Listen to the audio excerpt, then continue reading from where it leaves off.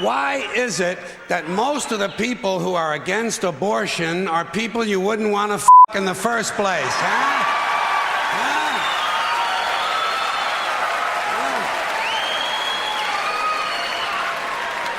Boy, these conservatives are really something, aren't they? They're all in favor of the unborn. They will do anything for the unborn. But once you're born, you're on your own.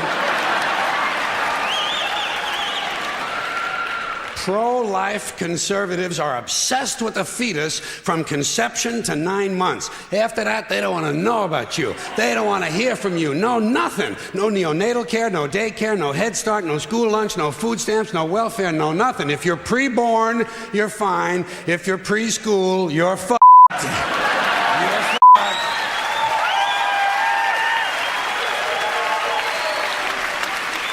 Conservatives don't give a shit about you until you reach military age. Then they think you are just fine, just what they've been looking for. Conservatives want live babies so they can raise them to be dead soldiers. Pro-life. Pro-life. These people aren't pro-life, they're killing doctors. What kind of pro-life is that? What, they'll do anything they can to save a fetus, but if it grows up to be a doctor, they just might have to kill it?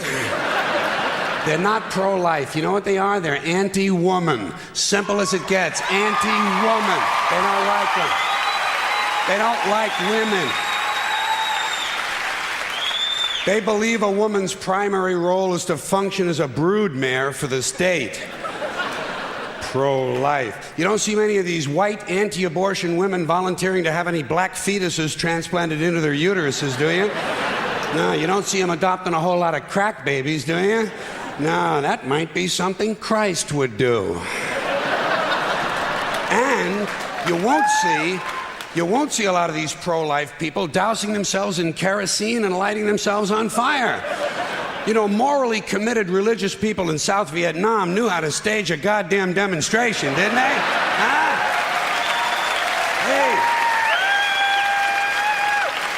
Hey. They knew how to put on a fucking protest. Light yourself on fire! Come on, you moral crusaders, let's see a little smoke to match that fire in your belly. Here's another question I have. How come when it's us, it's an abortion, and when it's a chicken, it's an omelet?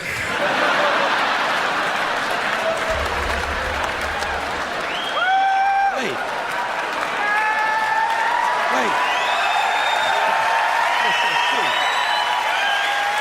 What?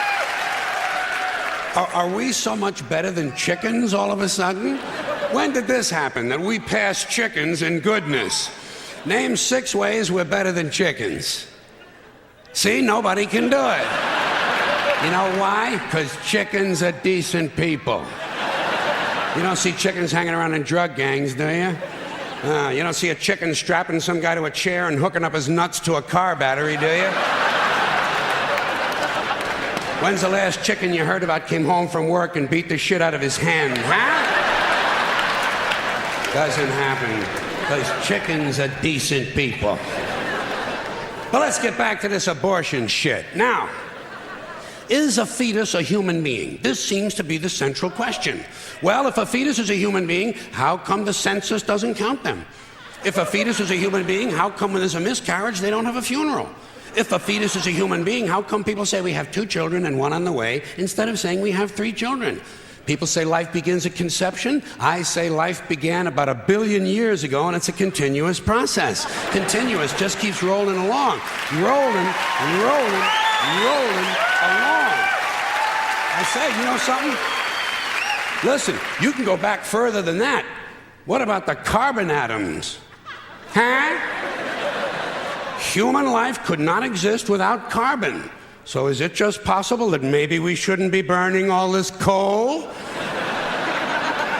Just looking for a little consistency here in these anti-abortion arguments. See, the really hardcore people will tell you life begins at fertilization. Fertilization when the sperm fertilizes the egg, which is usually a few moments after the man says, gee, honey, I was going to pull out, but the phone rang and it startled me.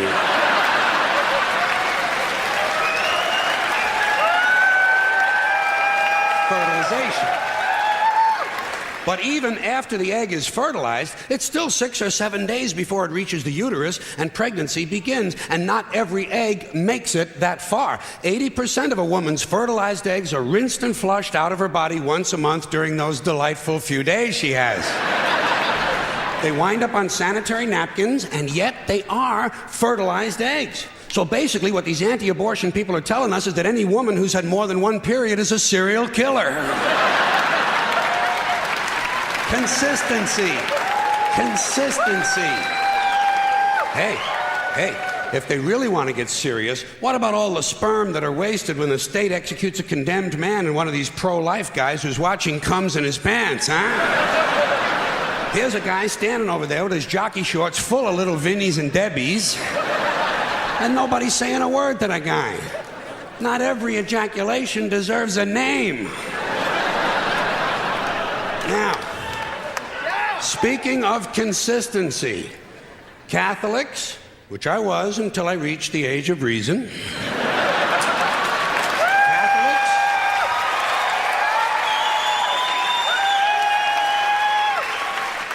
Catholics and other Christians are against abortions, and they're against homosexuals.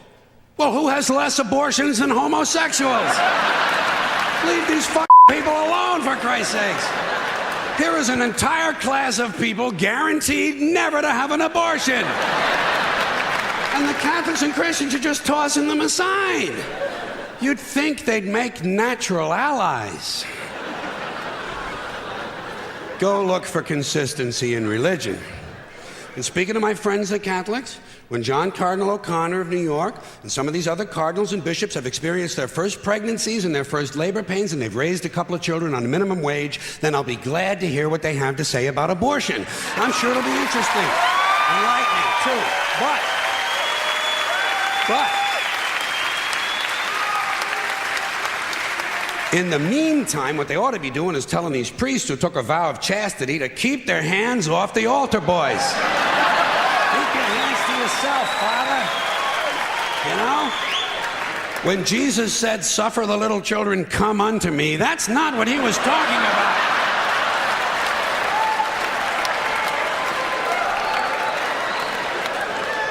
So you know what I tell these anti-abortion people? I say, hey, if you think a fetus is more important than a woman, try getting a fetus to wash the shit stains out of your underwear. For no pay and no pension. I tell them, think of an abortion as term limits. That's all it is. Biological term limits. But you know, the longer you listen to this abortion debate, the more you hear this phrase, sanctity of life.